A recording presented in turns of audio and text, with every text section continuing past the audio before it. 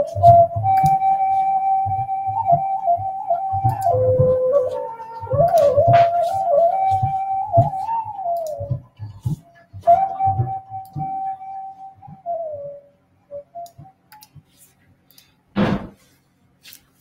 बहुत धन्यवाद।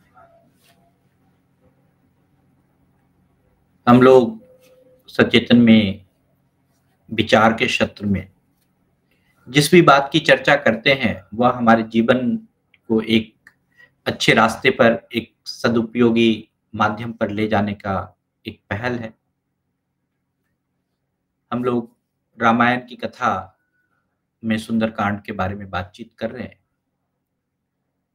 आज हम उस कथा को थोड़ा-सा आगे बढ़ाना चाहते हैं कि समुद्र की आज्ञा को पाकर जल में जो छिपे हुए वो विशालकाय मैनाक पर्वत ने दो ही घड़ी में हनुमान जी को अपने शिखर का दर्शन कराया। हनुमान जी उस समुद्र में के ऊपर से उस मार्ग से जा रहे थे जो 100 योजन का समुद्र था, बहुत ही लंबा समुद्र, जिसको पार करने में हनुमान जी को थोड़ा-सा विश्राम करने की भी आवश्यकता समझी गई समुद्र के द्वारा, उस मैनाक पर्वत के द्वारा। तो वो मैनाक पर्वत और समुद्र ने विचार करके कहा कि मैनाक पर्वत को कि आप थोड़ा-सा ऊपर हो जाइए सो दैट कि हनुमान जी जो इधर से क्रॉस कर रहे हैं, तो वो आप पर थोड़ी देर के लिए विश्राम कर लें।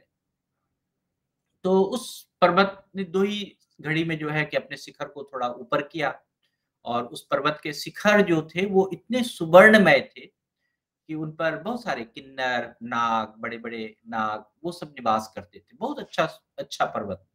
तो वो इतना इतना ज़बरदस्त उस पर्वत की जो अ, दृश्य था कि वह कहते हैं कि सूर्योदय के समान तेज पुंज की तरह जो है वह शिखर शिखर जो था कि वो प्रकाशित हो रहा था। और उस शिखर के जैसे ही वह पर्वत का जो शिखर ऊपर उठ रहा था आकाश की ओर, लग रहा था कि आकाश में एक रेखा खींची जा रही है। और उस पर्वत के जो भी सुवर्ण शिखर के कारण जो है कि वह शास्त्र के समान कहते हैं कि नीला वर्णमाला आकाश में जो है कि वो सुनहरी प्रभा से जो है कि उत्सित होने लगा और वहां पर जो है कि बहुत ही कांतिमान तेजस्वी जो है सुवर्ण शिखर वो देदीप्यमान हो गया, बड़ा अच्छा हो गया। तो जब भी हम नीले वर्णमाला के बारे में बात करते हैं तो नीला वर्णमाला प्रायः हम भगवान श्री कृष्ण के सृजन और श्रृंगार के रूप में अनुभव करते हैं, तो जिसका कि प्रेम, समर्पण, वीरता का द्योतक है। तो जब भी हमने यहाँ पर पर्वत जो है वो इस प्रकार से सुशोभित हो रहा था वहाँ पर कि जिससे कि प्रेम झलक रहा हो, वीरता झलक रही हो। उसमें जो है बड़े ही लाइट, बड़े ही रोशनी का जो है कि प्रकाश हो रहा हो। इस प्रकार से पर्वत जो है हनुमान जी को स्वागत करने के लिए कि वो 2 घड़ी हमारे ऊपर विश्राम कर ले, इस प्रकार से पर्वत जो है क्षीर सागर से ऊपर की ओर उठता है। तो जैसे क्षीर सागर के बीच में जो है अवलंबन जैसे ही अभिलंब पर्वत जो है उठकर जो है कि खड़ा हुआ तो मैनाक पर्वत को देखकर हनुमान जी जो है मन ही मन निश्चित किया कि यह कोई जो है विघ्न उपस्थित हो रहा, मैं तो राम के काम के लिए जा रहा हूँ और यह मेरे रास्ते में कोई न कोई एक विघ्न बाधा जो है कि मुझे ललचा रहा है। और अगर हम देखें कि हम सभी कभी-कभी क्या होता है कि आकर्षण को देखकर यह सोचते हैं कि यह न कोई चाल है। और ये हनुमान जी ने भी ऐसा ही सोचा कि हो सकता है कि किसी ने मेरे मन को भटकाने के लिए यह चाल खेला हो। और फिर हनुमान जी क्या किए कि वो वायु बल से जो है कि इतना बल लगाया, इतने तेज बल से जो है कि जैसे लगता है कि वायु अगर चले और बादल को जैसे छिन्न-भिन्न करता, उसी बल से जो है, उसी प्रकार से महावेगशाली महाकपि हनुमान जी ने उस ऊँचे उठे हुए मैनाक पर्वत के उच्चतर शिखर को अपनी छाती से जो है धक्का दे दिया और नीचे गिरा दिया।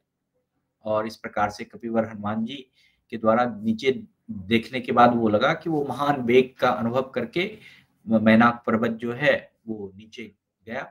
लेकिन मैनाक पर्वत थोड़ा-सा भी गुस्सा नहीं हुआ, वो बहुत ही प्रसन्नता हुआ और उसने हनुमान जी को जो है कि प्रणाम किया। और यहाँ पर हम क्षीर सागर और हनुमान जी का ये एक पर्वत जो क्षीर सागर और मैनाक पर्वत ने अपना धर्म समझा। कि धर्म समझ के कि हनुमान जी को हम विश्राम करने के लिए पेशकश करें। और और ये धर्म अगर हम करते हैं या किसी को हम इस प्रकार का किसी के कल्याण के लिए, परम कल्याण की बात चाहते हैं, तो उसमें कोई बुराई नहीं है। और अभी भी हम क्या होता है कि हम सभी अगर एक-दूसरे के लिए एकमात्र सिर्फ़ कल्याण की आकांक्षा रखें, तो वाक़ई में ये पूरा जो विश्व है, जो हम लोग कहते हैं कि वसुधैव कुटुम्बकम यानी पूरा जो दुनिया है, एक परिवार जैसा प्रतीत हो, तो ऐसा ही प्रतीत होने लगेगा। तो हनुमान जी ने श्रेष्ठ वैनाक पर्वत को छाती से नीचे धक्का गिरा दिया, ऐसा क्यों किया? और वैनाक पर्वत और समुद्र जो है वो तो पूरी तरह से समझे कि ये मैं एक किसी की सेवा करूँ, मैं किसी का कल्याण करूँ, मैं किसी के लिए जो है एक अवलंबन बनूँ। ये हमारा संस्कार है, ये हमारे धर्म का एक बड़ा ही संस्कार है। तो यह राम कथा जो है, इसमें आप कोई चमत्कार मत समझिए।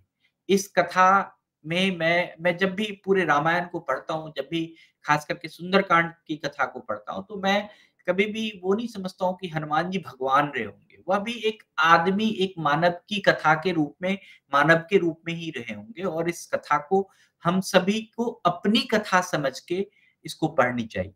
इसको इसका आत्मसात करना चाहिए। तो हनुमान जी को मैं कभी भी ये नहीं सोचता कि वो भगवान के रूप रहे होंगे, वो एक मानव के ही रूप रहे होंगे, इसलिए मानव बुद्धि या समझ क्या होता है या किसी मानव की जो प्रकृति है, वो क्या होती है, वैसे ही हनुमान जी की प्रकृति थी। तो वैसे ही हम सभी अगर किसी काम में मग्न होते हैं और उस समय आगे बढ़ रहे हैं, उस काम को कर रहे हैं और उसको कोई हटाना चाहे, उस काम में कोई आगे सामने आ जाए, कोई परेशानी आ जाए, कुछ लग रहा हो कि ये चीज़ आके हमें रोक रहा है, तो हम क्या करते हैं, थोड़े से तो उद्वेलित होते ही हैं, गुस्सा में तो आता ही है कि हमें क्यों रोक रहा है। तो हनुमान जी ने भी ऐसा ही किया। तो हम जब भी इस पूरे रामायण की पूरी कथा को समझें, तो हम एक इसमें कोई चमत्कार की कथा नहीं है। यह पूरी तरह से एक मानवीय गुणों की कथा है। तो मानव बुद्धि या हमारी जो समझ है, क्या होती है कि वो एक किसी जिज्ञासा के लिए होती है। कोई चीज़ आपको लुभाता है, किसी पर आप विश्वास कर लेते हैं, तो समझिए कि अगर आपकी जो वो जिज्ञासा थी, जिज्ञासा जानने की जिज्ञासा होती है, लेकिन अगर आप उस जिज्ञासा को लालच या लुभाना समझ के आप उसकी ओर चल देते हैं कि कोई भी चीज़ आपने सोचा कि मैं तो चल रहा हूँ, ये क्या चीज़ है?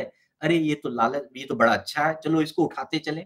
अगर आप रास्ते में जा रहे हो किसी धर्म काम के लिए और आपको रास्ते में जो है कि कोई आपको रुपए-पैसे मिल जाए, तो आप क्या करेंगे?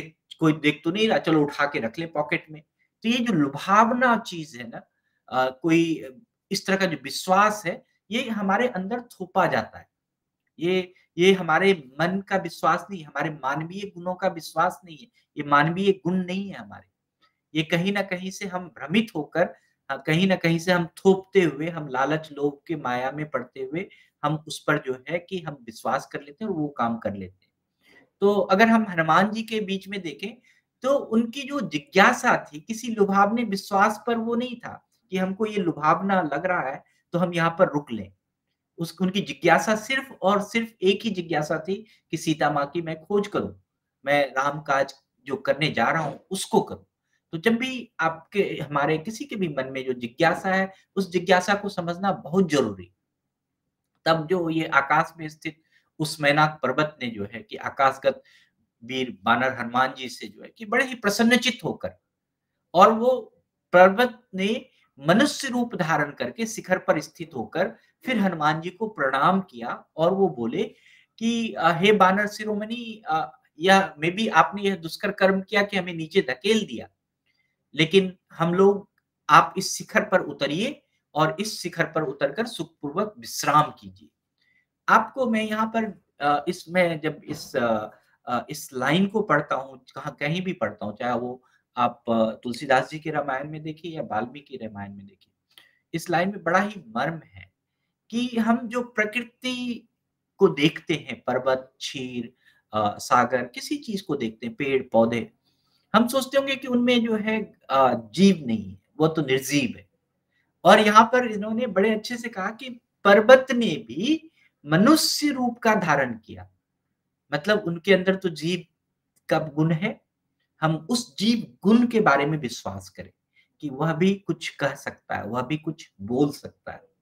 तो पर्वत जो है कि बड़े अच्छे से उठे और वह मानवीय गुण के हिसाब से वो उठे कि भाई अगर हम हनुमान जी जा रहे हैं तो मैं झुक के जो है कि प्रणाम करूँ, और वो कहे कि आप इस पे उतर लीजिए और थोड़ी देर विश्राम कर लीजिए, यात्रा कीजिए। आप श्री रघुनाथ जी के पूर्वज के द्वारा जो ये समुद्र है, यह समुद्र भी जो है रघुनाथ जी के पूर्वज के द्वारा वृद्धि की गई है। इसकी समृद्धि भी जो है, समुद्र की भी समृद्धि जो है, कहीं न कहीं उसमें भगवान राम के परिवारजनों का, जो उनके पूर्वज थे, उनका उनका जो है कि आशीर्वाद है। इसीलिए हम कहते हैं कि आप तो उस बड़े परम ईश्वर के लिए जा रहे हैं, आप उस बड़े राम रघुनाथ जी के लिए जा रहे हैं। तो इसीलिए हमें लगता है कि आप जो है कि थोड़ा-सा आप इसको यही समझ के कीजिए कि ये जो है आप हमारे ऊपर उपकार करेंगे कि आप इस पर थोड़ा-सा विश्राम करेंगे। तो अगर हम देखें कि जो भी बात करें, समुद्र का जो ये सत्कार करना चाहता है, किसी के उपकार का किया हुआ बदले में वह उपकार करना चाहता है, या ये जो पर्वत है, वह उपकार इसलिए करना चाहता है कि हमने उसका उपकार पहले किया है, या हमारे पूर्वज ने उसका उपकार पहले किया है, इसीलिए वो उस हनुमान जी को ऐसा समझ के वो कह रहे हैं। तो हम ये जो उपकार के बदले में उपकार करने की जो बात समझते हैं, यही हमारा एक सनातन धर्म है, यही हमारा धर्म है। अगर हम क्या होता है कि हम अपने जीवन में उपकार को भूल जाते हैं कि इसने मेरा उपकार किया था, हम 1 मिनट में भूल जाते हैं, चलो क्या किया था, कुछ नहीं किया था, और हम उसको भूल के चले जाते हैं। यहाँ तो उस उपकार की बात हो रही है कि जो हमारे कई जन्म पहले किसी पूर्वज ने किया। तो आप जब भी उपकार के बारे में बात कर रहे हैं, यहाँ पर हम लोग इसको बड़े अच्छे से आने वाले दिनों में ये हमें एक जुड़ने की बात, जो है योग की जो बात है, सनातन धर्म में योग की बात करते हैं, जुड़ने की बात करते हैं, एक-दूसरे से कैसे हम अपना संबंध स्थापित करें, उस बात को कहते हैं। तो यहाँ पर बहुत ही अच्छा एक धर्म की बात है कि हम उपकार के बदले में उपकार करने के व्यू से उसको सोचकर हम हनुमान जी को वो मैनाक पर्वत बोल रहे हैं कि आप आइए और इस पर मेरा विश्राम कीजिए, क्योंकि पहले ही श्री रघुनाथ के पूर्वज ने हमारा उपकार किया था, तो मैं चाहता हूँ कि उपकार के बदले में आप उसके दूत हैं, तो यहाँ पर आइए और विश्राम कीजिए। यहाँ इस जिज्ञासा को यहाँ पर जिज्ञासा को बढ़ाया जा रहा है, लेकिन लुभावना नहीं दी जा रही है। जिज्ञासा को, हनुमान जी की जिज्ञासा को ये बढ़ाया जा रहा है कि हे हनुमान जी, आप तो हमें उपकार करेंगे अगर यहाँ पर रहेंगे। तो यहाँ पर कोई चीज़ थोपा नहीं जा रहा। कोई थोपे गए विश्वास की बातचीत नहीं है ये कि हम आप ये विश्वास कर लो। ये पूरी तरह से कोई अपराध बोध भी नहीं है कि भाई हनुमान जी को अपराध बोध लगे कि आपने हमें धक्का मार के गिरा दिया। यहाँ एक दूसरे के परम कल्याण के लिए मैनाक पर्वत जो है हनुमान जी के बीच में जिज्ञासा का एक गहन भाव वो पैदा कर रहे हैं, एक गहन भाव को ला रहे हैं कि यहाँ पर आप थोड़ा-सा विश्राम कीजिए, जिससे कि आप रघुनाथ जी के पूर्वज के द्वारा जो समुद्र के लिए उपकार किया गया था, उसकी वृद्धि की गई थी। आप इस समय उसके दूत बनकर जा रहे हैं, उनका हित करने के लिए जा रहे हैं। इसीलिए यह समुद्र का आपको सत्कार करना चाहता है। यानी पहले जो उपकार किया था उसके बदले में कोई उपकार किया जा रहा है। यही सनातन धर्म है कि हम उपकार के बदले में उपकार करना चाह रहे हैं। यही सनातन धर्म है कि हम हर किसी को सेवा करना चाह रहे हैं कि अगर कोई हमारे रास्ते से कोई पथिक गुज़र रहा है, अगर वो प्यासा है तो हम उसको बिठाकर पानी दे दें। मुझे बहुत याद आता है कि मेरी माँ जो है कि कोई भी वो रिक्शे से कहीं से आती थी, कोई भी उसके घर में सब्ज़ी बेचने आया, उसको पूरा नाश्ता पानी सब चीज़ खिला के भेजती थी। ये हमारा एक अगर हम कहें कि हमारे धर्म का एक भाग है।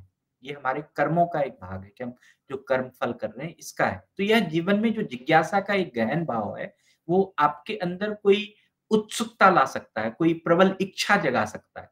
तो हनुमान जी के अंदर भी ये सनातन धर्म के जो असली प्रयोजन के साथ से वो पर्वत और वो समुद्र जो है एक इच्छा का भाव जगा रहे हैं कि हे प्रभु, आप यहाँ पर विश्राम कीजिए। तो मैं आज के लिए इतना ही कहूँगा आप सभी का। बहुत-बहुत धन्यवाद, बहुत-बहुत आभार, फिर मिलते हैं। और sir happy birthday thank you. क्या बात है, नाइस। अच्छा ये बताओ सर, नहीं बढ़िया ये बताओ सर, ये टाइपिंग कौन जी सा सर, करता है? कर देगा तुरंत 2 मिनट। जी सर। हाँ, सभी को मेरा प्रातः स्नेह वंदन। गुप्ता सर